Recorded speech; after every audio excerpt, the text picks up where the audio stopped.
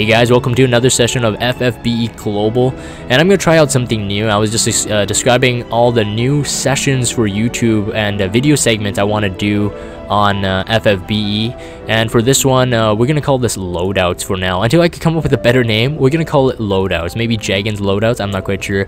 But Loadouts will be consisting of a description of my party going into a certain trial. This will include all the Espers, the units, what they're going to be doing, what their roles are, and then so this way, hopefully new players can learn basically like I would say called a foundational strategy before you attempt a trial. And for even new, like old players and really good players, you guys can, you know, discuss with me whether live right now on stream or on YouTube in the comments below what your thoughts are with your own strategy, with mine, etc, etc.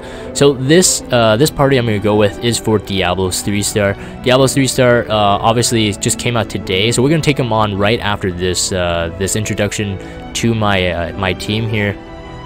But Diablos is demon, weak to light by 100%, and is able to paralyze you, stop you. So there's a lot of stuff going on, a lot of dark damage, single target damage that can do a lot of I think it's a really high modifier, 16 times mod.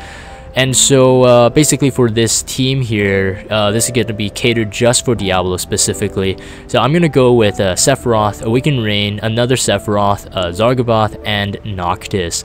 Now here's the reason why I have them in the team. Sephiroths are just really easy to chain. They can imperil light by 60% and then have Aeolian Onslaught, which is a 5 times modifier with a 12 hit count. So if you chain that together, that would be a 23 hit chain if you perfect chain it. And so this is my first Sephiroth right now.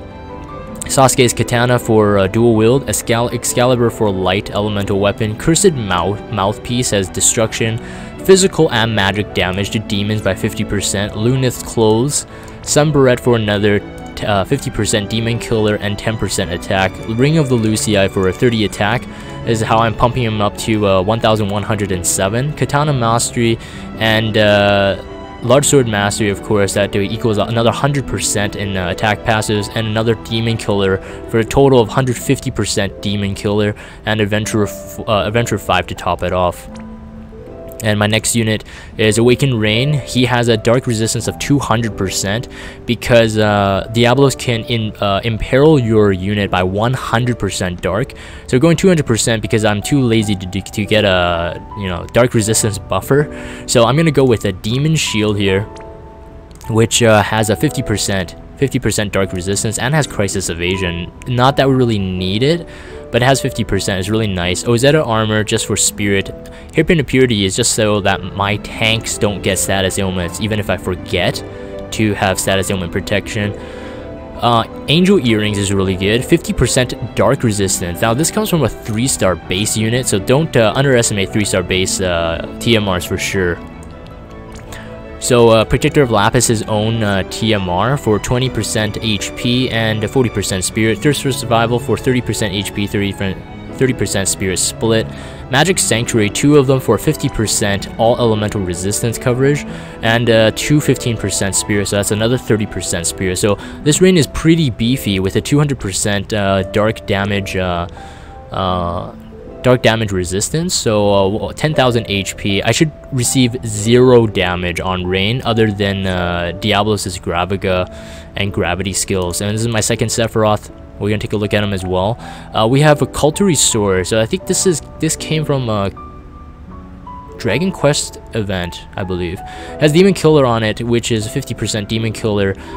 Excalibur again for a light elemental weapon, and Black Howl to prevent sleep, but he doesn't put you to sleep. Iron Colossus, Ring of the Lucii, Fury Ring, Awesome Swordsman, Dark Knight's Soul, Nature Loving Spellblade. I love this TMR. This is Conjurer's TMR.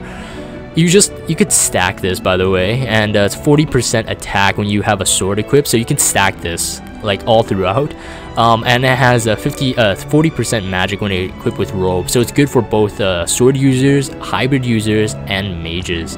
And Sword 6 Pride Dark to get that 60% attack with the Iron Colossus and Excalibur, and it's a 915 attack total.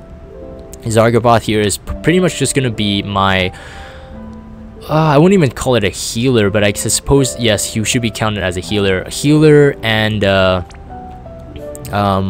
buffer, and he'll be able to prevent a stop with his enhancement. So mine is enhanced at the moment, and yeah, so he's pretty self-explanatory. I have dual cast on him because I have Phoenix as well for raise, just in case I get into a pickle.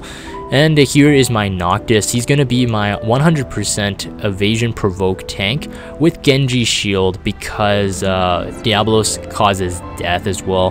He does have counters, so I have Lightbringer on him for some counter attack, and we have to kill him with a limit burst. So Noctis or even Zargaboth are able to do this for us while the Sephiroth's chain. Now here are the Espers. Like I said, the reason why I haven't gone with Diablos as my attacker is because the demon killer aspect is not necessarily needed, I think, but rather I need that dark elemental resistance for my rain for better survivability. Otherwise, yes, Diablos should go onto your DPS unit. If you are sharing a unit for your friend, I would definitely recommend using Diablos on your attacker, so your friend gets the benefit of an extra demon killer. Noctis is going to be the one to evoke Carbuncles, which is one of the missions, and that's pretty much it. So anyways, I think that's my first session here. Let me catch up on the chat a bit. I don't think there's much yeah, not much comments live on stream that pertain to this segment, so I'm gonna end this here. We're gonna go into the trial. So if you guys have Discord, check out the Discord server, follow me on Twitter, and subscribe to YouTube if you haven't. As always, thank you guys for watching, and I'll see you next time.